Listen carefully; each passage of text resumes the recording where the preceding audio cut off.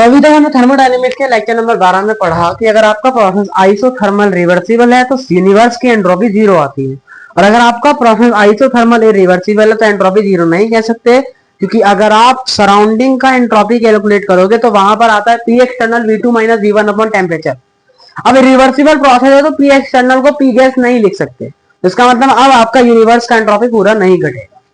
बाकी नोट्स में पूरा चीजें दी है, वहां से जाके देख सकते हैं।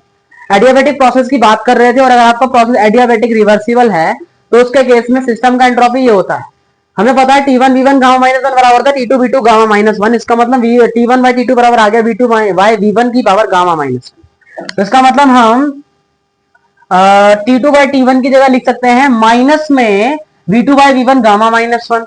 इसका मतलब माइनस साइन बाहर आ जाएगा, और गामा माइनस वन पावर में था तो वो बाहर आ जाएगा।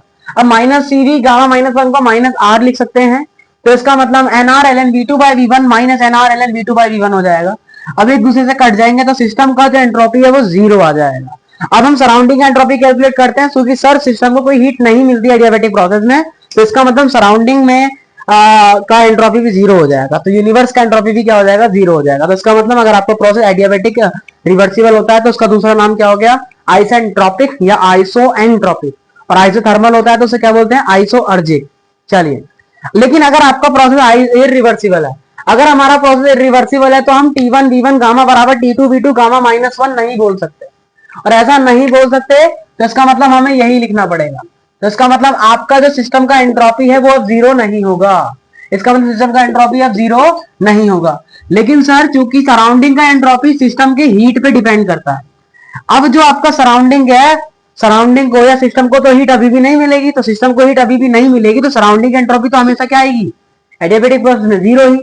अब यूनिवर्स का एंट्रोपी कैलकुलेट करेंगे तो क्या करेंगे, दोनों को प्लस कर देंगे, तो यूनिवर्स का एंट्रोपी क्या आ जाएगा, ये आ जाएगा। तो इस तरीके से हमने यहां पे चीजों को समझा। सिस्टम का एंट्रोपी बढ़ रहा है तो यूनिवर्स का एंट्रोपी भी क्या होना चाहिए, बढ़ना चाहिए।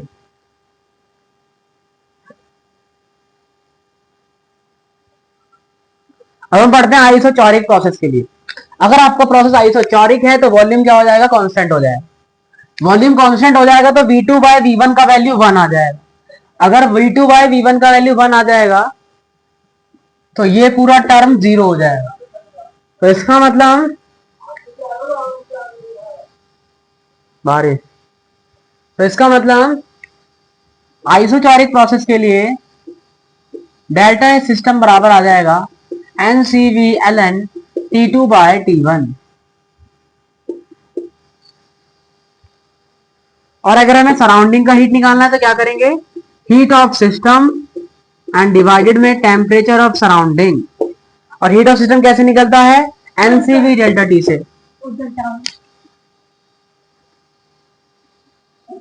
NCV डेल्टा T से, तो इसका मतलब डेल्टा एक ही आ जाएगा NCV डेल्टा T डिवाइड में टेम्परेचर ऑफ सराउंडिंग। तो ये आपका हो जाएगा डेल्टा S, मतलब फॉर सराउंडिंग की एंट्रोपी। और यूनिवर्स की एंट्रोपी निकालनी होगी तो दोनों को प्लस कर देंगे। तो इस तरीके से आपको याद नहीं करने, खाली ये समीकरण याद रखना है, और जैसा जैसा प्रोसेस होगा आपको वैसा वैसा करते जाना है। तो इस तरीके से आपने सभी प्रोसेस के लिए एंट्रोपी क्या होगी, हमने ये सब यहाँ पे कैलकुलेट कर ली है। एक प्रोसेस और रह गया और उसका नाम है isobaric process. Sir isobaric process में प्रेशर कांस्टेंट रहता है, प्रेशर कांस्टेंट रहता है, तो इसका मतलब सराउंडिंग का जो भी हमने ये सिस्टम का जो एंट्रोपी निकाला था उसमें कोई भी चेंज हमें देखने को नहीं मिलेगा। इसका मतलब NR ln V2 by V1 plus NCV ln T2 by T1 अभी भी क्या होगी, हमारी सिस्टम की एंट्रोपी होगी। क्योंकि प्रेशर कांस्टेंट है तो PV बराबर क्या होता है, NRT होता है। तो P की जगह हम क्या लिख सकते हैं, सॉरी NR की जगह हम लिख सकते हैं PV by T।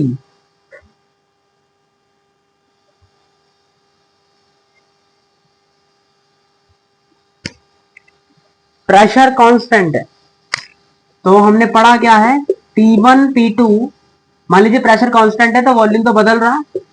दूसरी केस के लिए ये कहानी होगी, भाग करोगे तो क्या आएगा, यहां से V1 बाय V2 बराबर क्या, T1 बाय T2। आप याद भी रख सकते हो कि अगर आइसोबारिक प्रोसेस होता है V1 बाय V2 बराबर T1 बाय T2 होता है। इसका मतलब V2 बाय V1 की जगह हम क्या लिख सकते हैं, T2 बाय T1। सर ये और ये दोनों में कॉमन आ रहा है, तो मैंने बाहर लिख लिया।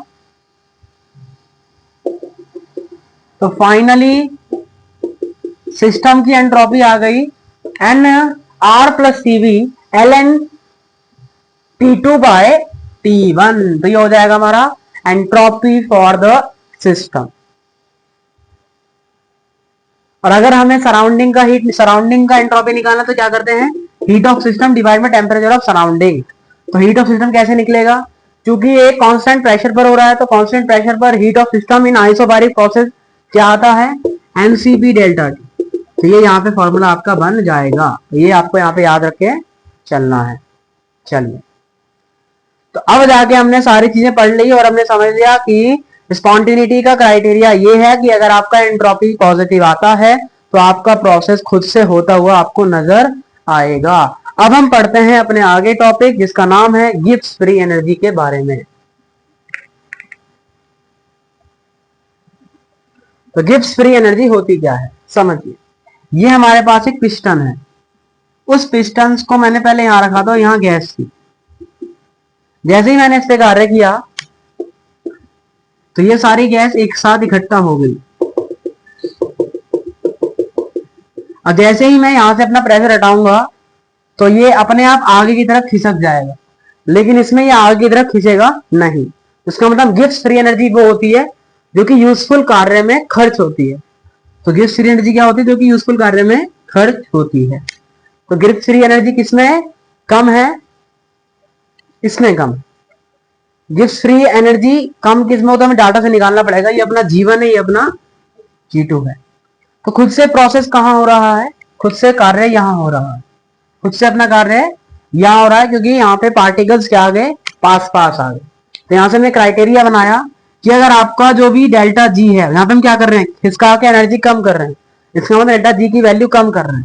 तो अगर आपका गिब्स फ्री एनर्जी का डिफरेंस नेगेटिव हो जाए, जीरो से कम आ जाए, तो हमारा जो प्रोसेस होगा वो स्पॉन्टेनियस होगा।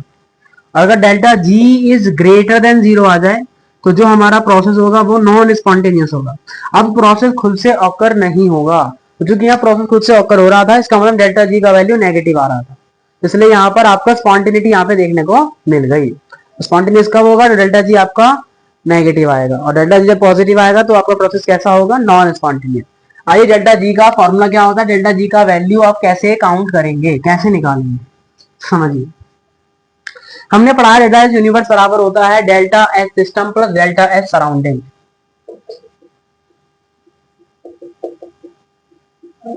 डेल्टा सराउंडिंग का वैल्यू निकालते हैं minus delta S system upon temperature of surrounding. अब हम क्या करें, टेम्परेचर से यहां भाग दे देते हैं तो यहां बनेगा ये। अब हम क्या करते हैं, डेल्टा एच ऑफ सिस्टम को आगे लिख लेते हैं, यहाँ के टेम्परेचर ऑफ टेम्परेचर मल्टीप्लाई में एंट्रोपी ऑफ यूनिवर्स बराबर temperature entropy of system minus delta H S. अब हमने क्या किया, सिस्टम का जो था उसको हमने आगे की तरफ लिख दिया, या हमने माइनस कॉमन ले लिया। मैंने यहाँ पे माइनस कॉमन ले लिया,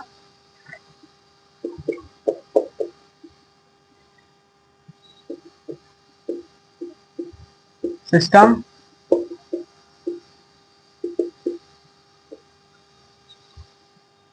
तो ये जो आया है माइनस टी एस यूनिवर्स का एंट्रोपी, इसी को हम क्या बोलते हैं, गिब्स फ्री एनर्जी बोलते हैं, इसी को हम बोलते हैं गिब्स फ्री एनर्जी। तो यहां से गिब्स फ्री एनर्जी का फॉर्मूला आ गया delta H for system minus T del S for surrounding. नहीं, सिस्टम ही आएगा यहाँ भी, तो हमें यहाँ पे याद रखना गिब्स फ्री एनर्जी कैसे निकाली जाती है। आपको सिस्टम का हीट लिखना है, माइनस कर देना है टेम्परेचर और मल्टीप्लाई में सिस्टम की एंट्रोपी से, तब आपको क्या मिल जाएगा, आपको मिल जाएगा गिब्स फ्री एनर्जी मिल जाएगा। देखिए, अगर टेम्परेचर आपका गिब्स फ्री एनर्जी जीरो हो जाए, मान लीजिए आपका गिब्स फ्री एनर्जी नेगेटिव आ रहा है, तो प्रोसेस कैसा होगा, स्पॉन्टेनियस होगा, मतलब खुद से ऑकर हो जाएगा। तो नेगेटिव आने के लिए टी डेल एस को ज्यादा होना पड़ेगा, अपने टी डेल एस को ज्यादा होना पड़ेगा। इसका मतलब आपको डेल्टा एस की वैल्यू को ज्यादा रखना पड़ेगा, क्योंकि नेगेटिव है तो घटाना है, तो डेल्टा एस को पॉजिटिव रखना पड़ेगा। तो इसका मतलब डेल्टा जी को नेगेटिव रखना है, प्रोसेस को स्पॉन्टेनियस करना है, तो उसके लिए आपको एंट्रोपी की वैल्यू को बढ़ाना पड़ेगा, मतलब आपको एंट्रोपी पॉजिटिव रखनी पड़ेगी, तब आपका ये कहानी हमें देखने को मिलेगा। लेकिन अगर आप चाहते हैं, मान लीजिए अगर आपका डेल्टा एच पॉजिटिव हो जाए और डेल्टा एच नेगेटिव हो जाए, तो नेगेटिव नेगेटिव पॉजिटिव और पॉजिटिव और पॉजिटिव पॉजिटिव, मतलब डेल्टा जी पॉजिटिव। और अगर डेल्टा जी पॉजिटिव होता है तो प्रोसेस क्या हो जाता है हमारा, नॉन स्पॉन्टेनियस। याद नहीं करना, ये ऐसे समझना है कि अगर ऐसे आ जाए तो कैसे करेंगे। तो अब हमारा प्रोसेस कौन सा हो जाएगा, नॉन स्पॉन्टेनियस हो जाएगा एट ऑल टेम्परेचर। चलिए मान लीजिए अगर आपका डेल्टा एच नेगेटिव हो जाए,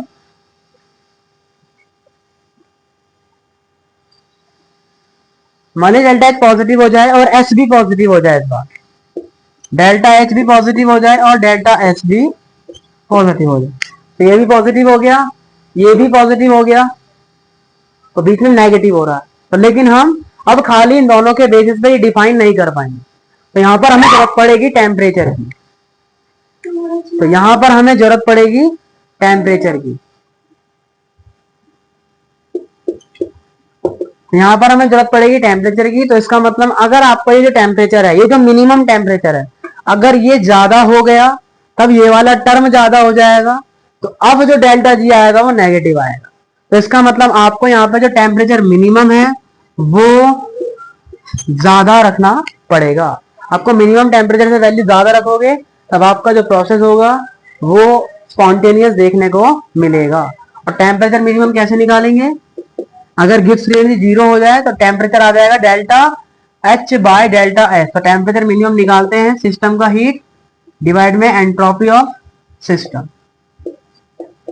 ये सारी कहानी हम यहाँ पे करते हैं। मान लीजिए अब आपका डेल्टा एच नेगेटिव हो जाए और एंट्रोपी भी नेगेटिव हो जाए, सर ये भी नेगेटिव हो गया, ये भी नेगेटिव हो गया, तो नेगेटिव नेगेटिव बन जाएगा पॉजिटिव, नेगेटिव नेगेटिव बन जाएगा पॉजिटिव, और ये है नेगेटिव, तो नेगेटिव और पॉजिटिव। इसका मतलब अगर आप चाहते हैं कि प्रोसेस स्पॉन्टेनियस हो, डेल्टा जी का वैल्यू नेगेटिव आना पड़ेगा, और डेल्टा जी का वैल्यू नेगेटिव लाने के लिए आपको क्या कर रहे हैं, ये नेगेटिव है, डेल्टा एस आपका नेगेटिव है, क्योंकि डेल्टा एस नेगेटिव है और डेल्टा एच भी नेगेटिव है, तो नेगेटिव नेगेटिव पॉजिटिव बन जाएगा। तो इसका मतलब ये पॉजिटिव है, ये नेगेटिव है। तो इसका मतलब अगर मैं चाहता हूं कि प्रोसेस स्पॉन्टेनियस हो, तो इसके लिए मुझे करना पड़ेगा कि डेल्टा एच एस का वैल्यू कुछ तरीके से इससे ज्यादा आ जाए, तब नेगेटिव आइटम ज्यादा आएगी, तो फिर मुझे गिब्स फ्री एनर्जी नेगेटिव मिल जाएगी, तो मेरा प्रोसेस स्पॉन्टेनियस हो जाएगा। तो इसका मतलब है कि जो टेम्परेचर है, इस टेम्परेचर से कम वैल्यू रखेंगे तब जाके ये टर्म नेगेटिव होगी और गिब्स फ्री एनर्जी हमारी नेगेटिव हो जाएगी और प्रोसेस हमारा स्पॉन्टेनियस हो जाएगा। तो इसका मतलब है कि अगर ये जो टेम्परेचर है, क्योंकि हमें इससे कम चाहिए, तो मतलब वो मैक्सिमम टेम्परेचर हो जाएगा, तो मैक्सिमम टेम्परेचर से अगर मैं बिलो वैल्यू लूंगा तब मुझे डेल्टा एच सिस्टम की वैल्यू ज्यादा हो जाएगी और डेल्टा जी मुझे नेगेटिव मिलेगा। और अगर डेल्टा जी नेगेटिव मिलेगा तो जो मेरा प्रोसेस होगा वो स्पॉन्टेनियस हो जाएगा, मतलब ये प्रोसेस मेरा खुद से अकर हो जाएगा। तो इस तरीके से हम चेक करेंगे कि कब हमारा प्रोसेस स्पॉन्टेनियस होगा, कब हमारा प्रोसेस स्पॉन्टेनियस नहीं होगा।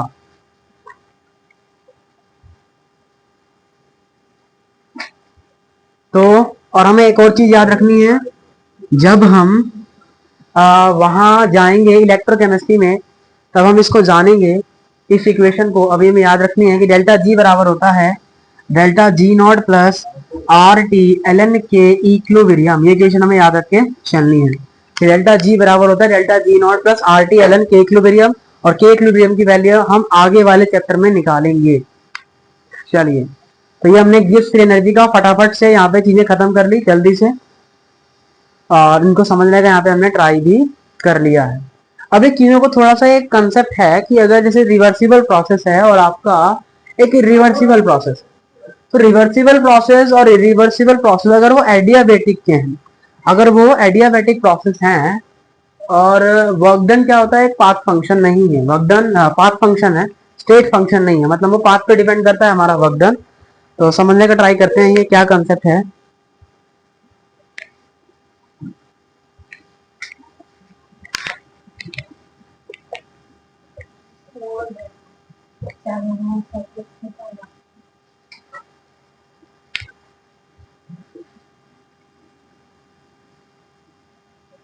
समझते हैं कि अगर आपका एडियाबेटिक प्रोसेस, क्योंकि सर एडियाबेटिक प्रोसेस है, एंट्रोपी जीरो है, एंट्रोपी जीरो है, तो इसका मतलब है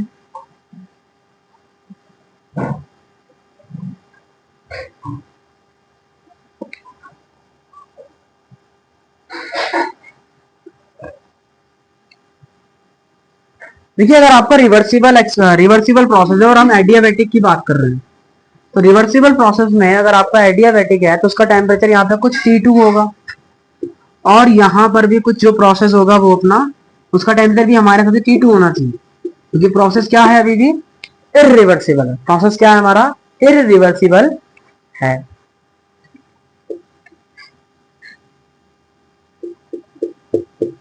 क्योंकि आपने पढ़ा है कि एंट्रोपी दोनों सिस्टम की सेम होगी, क्योंकि एंट्रोपी क्या है हमारी, एक पाथ फंक्शन है, सॉरी एक स्टेट फंक्शन है। क्योंकि एंट्रोपी स्टेट फंक्शन है तो दोनों का एंट्रोपी सेम आएगा, तो इसका मतलब दोनों का फाइनल टेम्परेचर भी क्या आना चाहिए, सेम आना चाहिए। तो इसका मतलब इसका भी T2 होगा टेम्परेचर, और रिवर्सिबल एक्सपेंशन जो होगा उसका भी टेम्परेचर क्या देखने को मिलेगा, T2 देखने को मिलेगा। लेकिन ऐसा नहीं होता। क्यों नहीं होता, ऐसा इसलिए नहीं होता है कि अगर मैं क्या करूं, टेम्परेचर कांस्टेंट कर दूं दोनों का और फिर वॉल्यूम एक्सपेंशन करवाता हूं, तो होगा क्या, जैसे उसे V1 से V2 जाना है, ए पॉइंट से बी की तरफ जाना है, तो रिवर्सिबल वाला तो पूरा यहाँ पहुंच जाएगा, लेकिन जो इरिवर्सिबल प्रोसेस होगा वो यहाँ से कुछ भटक जाएगा, मतलब वो या तो इससे आगे चला जाएगा या तो इससे पीछे ही रह जाएगा। तो इसका मतलब अपना जो एडियाबैटिक रिवर्सिबल प्रोसेस होता है उसमें जो एक्सपेंशन होता है या उसमें जो टेम्परेचर होता है वो आपका ज्यादा आता है।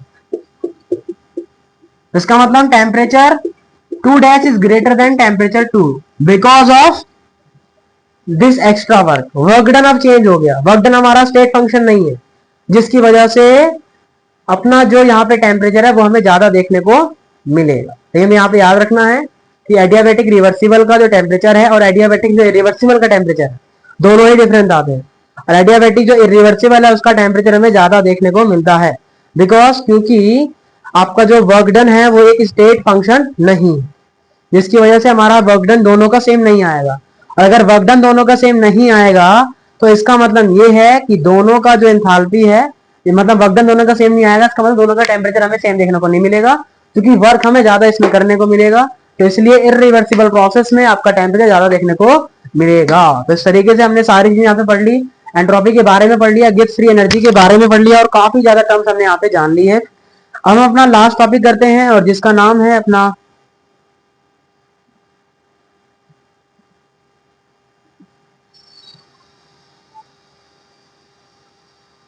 इसका नाम है बॉम्ब कैलोरीमीटर।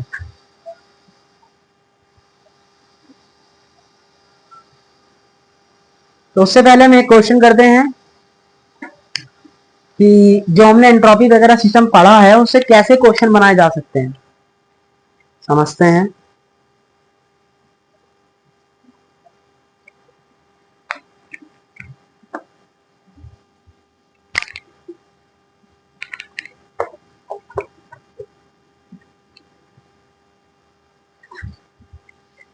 ये हमारा क्वेश्चन है आइस। क्वेश्चन कह रहा है कि आपने -23 डिग्री सेल्सियस से वाटर के वेपर में उसको बदल दिया है और अब इसका टेम्परेचर है 700 केल्विन। तो आपको एंट्रोपी कैलकुलेट करनी है इस पूरे सिस्टम की। कैसे एंट्रोपी कैलकुलेट करेंगे, और मास की वैल्यू दी है 18 ग्राम, मतलब 1 मोल, हमें कुछ एक्स्ट्रा इसमें जोड़ने की जरूरत नहीं। तो क्या होगा, सबसे पहले sir -23 degree Celsius 0 degree Celsius में जाएगा, फिर 0 डिग्री सेल्सियस के बाद जो उसकी एंट्रोपी होगी, वो स्टेट चेंज करने में जाएगी, तो जिसकी वजह से जो टेम्परेचर है वो कांस्टेंट रहेगा, और अब आइस से वो चला जाएगा लिक्विड में। अब सर वो लिक्विड से जाएगा 100 डिग्री सेल्सियस पर और अब वो बॉइल हो जाएगा। अब वो हो जाएगा यहाँ पे बॉइल। अब उसके बाद टेम्परेचर रिमेन कांस्टेंट, और अब जो स्टेट है वो गैस में बदल जाएगी, और उससे जाके अब वो बदल जाएगी वेपर में एट 700 केल्विन। तो ये हमें सारे प्रोसेस लिखने पड़ेंगे। कभी भी ऐसा क्वेश्चन आता है एंट्रोपी कैलकुलेट करने का, चाहे फिजिक्स हो चाहे केमिस्ट्री हो, तो दोनों में ही हमें ये काम करना होता है कि उनकी एक एक टर्म को यहाँ पे डिफाइन करना पड़ेगा। आइस है, पहले वो बर्फ में, पहले वो 0 डिग्री सेल्सियस पे जाएगा, फिर 0 डिग्री सेल्सियस से वो पानी में जाएगा, फिर पानी से आप उसे गर्म करोगे तो वो बॉइल होगा, फिर बॉइल होने के बाद उसी कांस्टेंट टेम्परेचर पर वो वेपर में बनेगा, और फिर वेपर में और कॉन्टिन्यूसली टेम्परेचर देने के बाद उसका टेम्परेचर बढ़ जाएगा और वो अब वेपर बन जाएगा। तो ये सारे में टर्म लिख दी। अब एंट्रोपी कैलकुलेट करते हैं। तो पहला देखिए आपने क्या करा, आपने फेज ट्रांसफॉर्म किया है। अगर हम फेज ट्रांसफॉर्म करते हैं तो आपका जो एंट्रोपी आता है वो क्या आता है, MsLn। फेज ट्रांसफॉर्मेशन नहीं किया है, अभी भी आइस है और ये भी आइस है, तो यहाँ पे डेल्टा एच सिस्टम का क्या आएगा, MsLn T2/T1। यही पढ़ के आए हैं हम, MsLn T2/T1। यही होता है अपना एंट्रोपी का फॉर्मूला। हाँ, क्या हुआ, क्या था।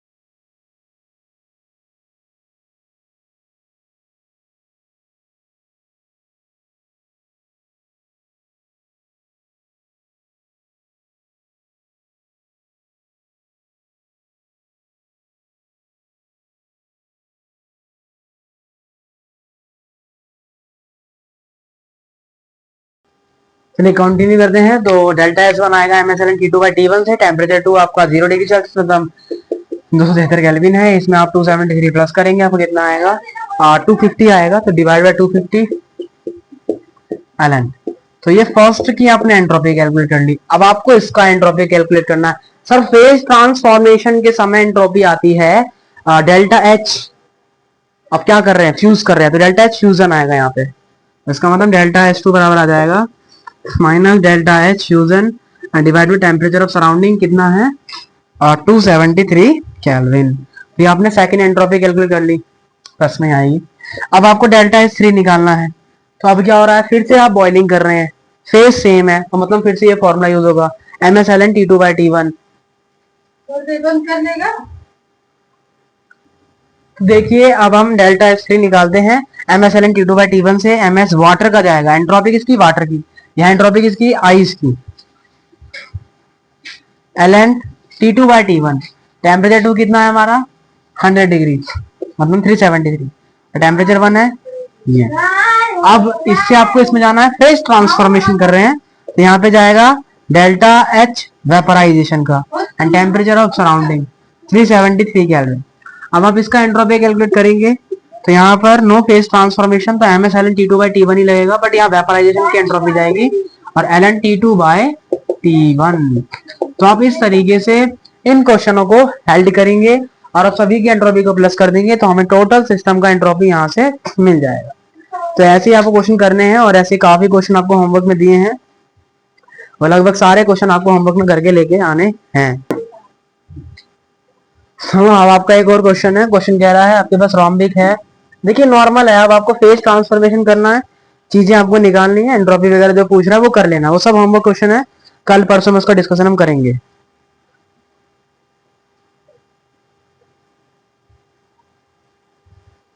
चलिए अपना लास्ट टॉपिक पढ़ते हैं, बॉम्ब कैलोरीमीटर। बॉम्ब कैलोरीमीटर का मतलब क्या है, इसमें क्या होता है, इसे खाली इक्वेशन फॉर्मूला याद कर लीजिए, इससे ज्यादा कुछ नहीं आएगा इसमें। चलिए ये लास्ट टॉपिक है इस चैप्टर का।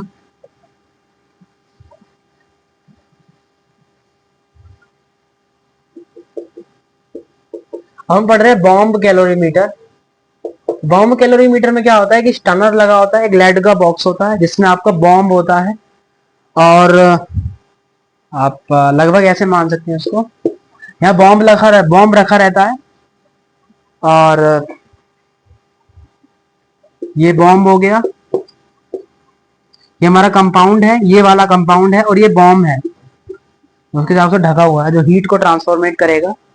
यहाँ से हीट वीट देने के लिए आपने तार वार का सर्किट यहाँ पे जोड़ दिया। यहाँ पे आपने टेम्परेचर मेंटेन रखने के लिए यहाँ पे स्टनर लगा रखा है जो कि गैस में डाल के इसको मेंटेन कर रहा है टेम्परेचर को, और दूसरी तरफ आपने वाटर रख रखा है, यहाँ दूसरी तरफ हमने वाटर डाल रखा है, और इसमें टेम्परेचर को काउंट करने के लिए हमने थर्मामीटर लगा रखा है। तो ये पूरा सेटअप होता है बॉम्ब कैलोरीमीटर का, नोट्स में अच्छे से मिल जाएगा। और यहाँ हम मतलब ये सारी चीजें हमें ऐसे बॉम्ब कैलोरीमीटर में देखने को मिलती है। होता क्या है, बॉम्ब कैलोरीमीटर में से हीट निकलेगी, वो पानी की हीट को क्या कर देगी, पानी को भी साथ में गर्म कर देगी। तो पानी को भी साथ में गर्म कर देगी तो यहाँ से कुछ हीट रिलीज होगी। तो हीट कैसे निकालेंगे बॉम्ब कैलोरीमीटर की, तो अगर आपको ओवरऑल हीट मिल जाए कैलोरीमीटर की, मतलब उसमें एंट्रोपी ऑफ वाटर भी हो और एंट्रोपी ऑफ मतलब सी का वैल्यू भी हो, हीट कैपेसिटी ऑफ वाटर भी हो और हीट कैपेसिटी ऑफ बॉम्ब भी हो। तो अगर आपको ओवरऑल हीट कैपेसिटी मिल जाती है कैलोरीमीटर की, तब आप वहां से क्यू निकाल सकते हैं, और इसका डायरेक्ट फॉर्मूला आता है NC delta T. NC delta T, जहां C क्या है, ओवरऑल हीट कैपेसिटी, N क्या है, मोल्स, और ये क्या है, T2 माइनस T1। अगर सर हमें ओवरऑल हीट कैपेसिटी ना दी तो हम क्या करेंगे, वाटर का अलग कैलकुलेट करेंगे और बॉम्ब का अलग कैलकुलेट करेंगे। तो वाटर का करेंगे तो क्या आएगा, mole for bomb and heat capacity for bomb and delta T plus mole for water and heat capacity for water and delta T। और अगर आपको ms delta T दिया तो आप ms delta T से भी इसको निकाल सकते हैं। हम क्या करते हैं, अगर आप Q को मोल से डिवाइड करते हो तो आपको क्या मिलता है, डेल्टा E मिलता है। क्या मिलता है हमें, डेल्टा E मिलता है। ये सारी कहानी है, और ये और हम क्या कह सकते हैं, डेल्टा एच बराबर क्या होता है, डेल्टा यू प्लस NGRT। तो यू की जगह यही है, तो डेल्टा एच बराबर यहाँ पे क्या हो जाएगा अपना, ये हीट ही है, एक तरह का हीट ही है। इसका मतलब डेल्टा एच बराबर क्या हो गया, डेल्टा E प्लस NGRT। तो आपको ये तीन चीज याद रखनी है। पहला Q बराबर एन सी डेल्टा टी, दूसरा डेल्टा ई बराबर Q बाय एन, और चौथा डेल्टा एच बराबर delta E plus N G R T. तो बॉम्ब कैलोरीमीटर में सिर्फ ये याद रखना है, इससे बाहर कोई क्वेश्चन नहीं जाएगा। एक आध क्वेश्चन आप लगा सकते हैं जैसे यहाँ पे दिखे गए हैं। और अब अपना एक लास्ट टॉपिक है किरचॉफ का इक्वेशन। किरचॉफ का इक्वेशन क्या कहता है? Enthalpy of reaction also depend on the temperature at which the reaction is carried out, this is due to the variation in the heat capacity of the system with temperature. क्या कह रहा है कि जो enthalpy होती है, system की जो एंथैल्पी होती है, रिएक्शन का जो एंथैल्पी होता है वो भी किससे वेरी करता है? टेम्परेचर पे वेरी करता है। तो किरचॉफ ने हमें एंथैल्पी ऑफ रिएक्शन और टेम्परेचर के बीच एक रिलेशन दिया है, जो हमें रिलेशन याद कर लेना है, और उससे ज्यादा हमें किरचॉफ इक्वेशन या किरचॉफ के लॉ को और पढ़ने की ज्यादा जरूरत नहीं है। तो इक्वेशन क्या है? अगर डेल्टा सीपी की बात होती है तो हम क्या लिखते हैं? Delta CP at a constant pressure, heat capacity और a constant pressure is equals to delta H T2 minus delta H T1 upon में T2 माइनस T1। अगर सर डेल्टा CV दिया है तो हम क्या यूज करेंगे? डेल्टा U इंटरनल एनर्जी इस बार T1 upon T2 minus T1। तो किरचॉफ इक्वेशन में आपको ये दो इक्वेशन यहाँ पे याद रखनी है और चीजों को अपने लिए इजी बना लेना है। तो इस तरीके से हमारा ये पूरा चैप्टर फिनिश हुआ।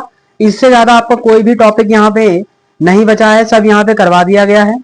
ये लास्ट के कुछ टॉपिक्स है जो कि हमें फटाफट पढ़ने थे, हमने फटाफट कर लिए हैं। अब बची है इसके कुछ क्वेश्चन प्रैक्टिस, और वो क्वेश्चन प्रैक्टिस हम करेंगे या तो संडे में या तो फिर मंडे में। तो अब ये हमारा पूरा चैप्टर फिनिश हो गया है। अब थर्मोडायनेमिक्स का जितने भी होमवर्क क्वेश्चन का डिस्कशन बचा हुआ है उन सभी का होमवर्क क्वेश्चन का डिस्कशन एक क्लास में होगा। तो ये हमारा चैप्टर फिनिश हुआ। हमने क्या जाना? बॉम्ब कैलोरीमीटर के बारे में जाना। Q बराबर N C delta T, delta E बराबर Q बाय एन और डेल्टा एच बराबर delta E plus N G R T. Kirchhoff equation में क्या जाना? डेल्टा सीबी बराबर होता है delta H T2 by minus delta H T1 by T2 minus T1, और डेल्टा सीवी होता है delta U T2 minus delta U T1 upon T2 minus T1। तो अब जाके आपका थर्मोडायनेमिक्स का चैप्टर यहां से होता है एंड। अब क्या करना है? थर्मोडायनेमिक्स काफी बड़ा चैप्टर है और काफी इंपॉर्टेंट है और बहुत हार्ड चैप्टर भी है। तो ये चैप्टर हमने जल्दी फिनिश कर लिया है।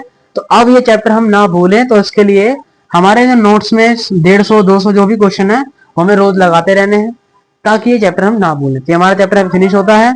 मिलते हैं कल एक नए चैप्टर के साथ। चैप्टर का नाम है केमिकल इक्विलिब्रियम, और बिना थर्मोडायनेमिक्स के उसे पढ़ने की भूल भी ना करें। मिलते हैं कल, तब तक के लिए टाटा बाय बाय, जय हिंद।